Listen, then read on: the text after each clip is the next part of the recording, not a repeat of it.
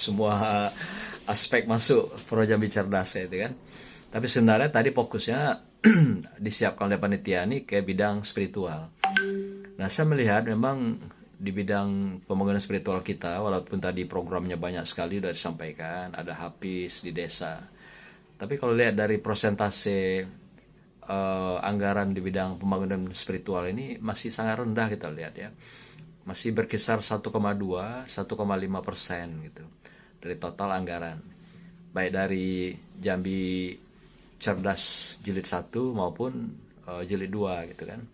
Nah, mungkin ini juga jadi pertimbangan karena bagaimanapun pembangunan spiritual ini kan amanah ya. Amanah Undang-Undang Dasar 45 dan juga pasal-pasalnya sudah cukup jelas. Nah, di samping juga hari ini kan kita merasakan betul perubahan-perubahan besar dari karakter anak kita, akhlak anak kita. Nah, tentu jawabannya adalah bagaimana memperkuat bingkai pondasi dasar dari pembangunan spiritual ini. Misalnya tadi seperti kasus yang Pak Seda katakan, perubahan besar di perguruan pendidikan kita. Ini kan sangat signifikan karena juga di samping benturan aturan yang kita lihat, misalnya seperti peraturan tentang Undang-Undang Perlindungan Anak. Nah, kemudian satu sisi lain kita juga ada tagihan untuk melakukan pencerdasan dan juga pendidikan karakter dan akhlak di sekolah. Akhirnya seringkali terbentur di aturan yang sangat tidak mendukung seakan-akan guru untuk melakukan pengembangan dan pembinaan karakter ini di sekolah-sekolah. Nah, terlebih kita masih melihat bahwa pendidikan keagamaan yang lebih spesifik ke karakter itu kan hanya 2 jam seminggu, Pak Sekda. Jadi maka perlu ini seperti kata Bu Adiati tadi, bagaimana mengoptimalkan pendidikan ekstranya, ekstra kurikuler ini dengan berbagai aktivitas yang diarahkan, tentu juga penguatan di bidang spiritual ini tentunya gitu. Bukan saja olahraganya yang dikedepankan, bukan saja skillnya, tapi juga kita hari ini kan kehilangan memang spirit karakter anak kita dan akhlak anak kita itu di lembaga pendidikan. Nah, seperti inilah yang kita rasakan, kita lihat realita yang terjadi di sekolah-sekolah kita.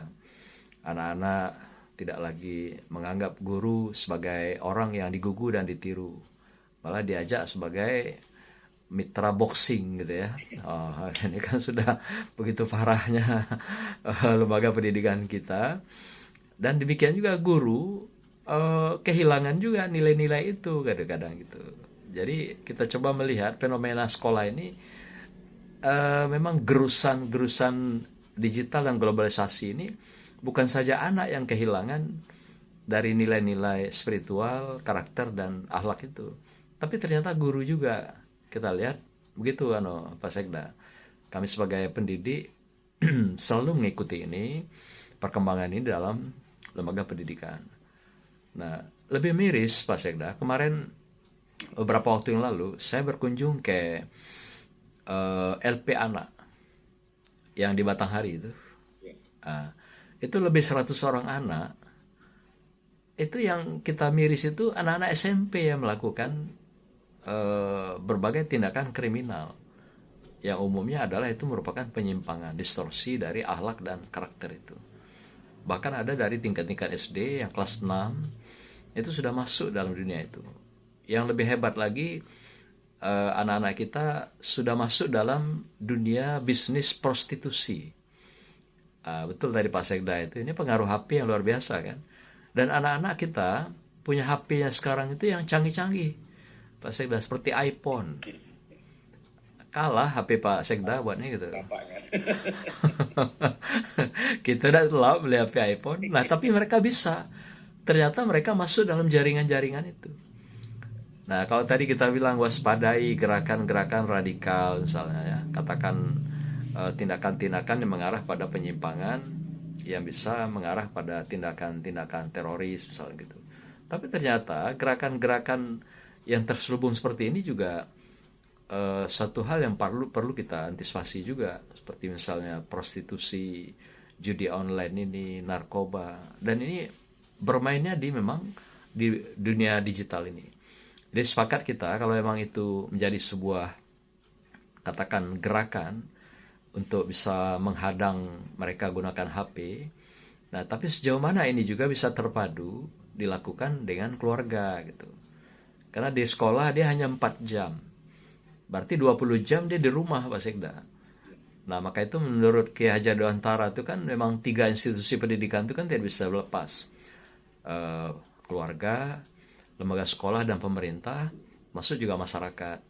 Nah, sekarang ini yang kita coba perkuat, terlebih kita dengan negeri Jambi ini, Sepucuk Jambi 9 Lurah ini yang berseni syarat-syarat berseni kitabullah ini, saya kira bagaimana memberikan kontribusi lebih besar, porsi program, porsi anggaran, dan juga porsi-porsi mereka yang lebih besar di ekstrakurikuler.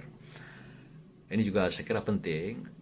Dan hari ini data yang kita dapat dari beberapa lembaga resmi, itu memang yang melakukan penyimpangan karakter akhlak itu 55% anak-anak sekolah umum. Arti 45% itu, Pak Sekda, sekolah agama gitu. Seperti misal kasus bullying tadi, itu jangan dikira nggak ada di pondok-pondok dan di boarding. Itu tumbuh subur itu. Nah, jadi 45% ternyata penyimpangan anak kita dari segi akhlak itu di lembaga-lembaga agama.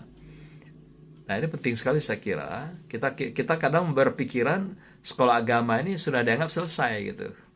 Sehingga lebih banyak treatmentnya ke sekolah-sekolah umum yang memang sering muncul diberitakan di media adalah sekolah umum.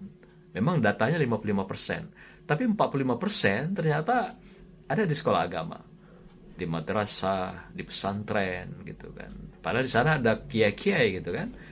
Tapi tidak bisa terbantahkan karena mereka memang sedang masa pancaroba tadi ya, yang sedang menemukan, dan itu pun sangat memungkinkan mereka bisa berkembang distorsi penyimpangan-penyimpangan itu.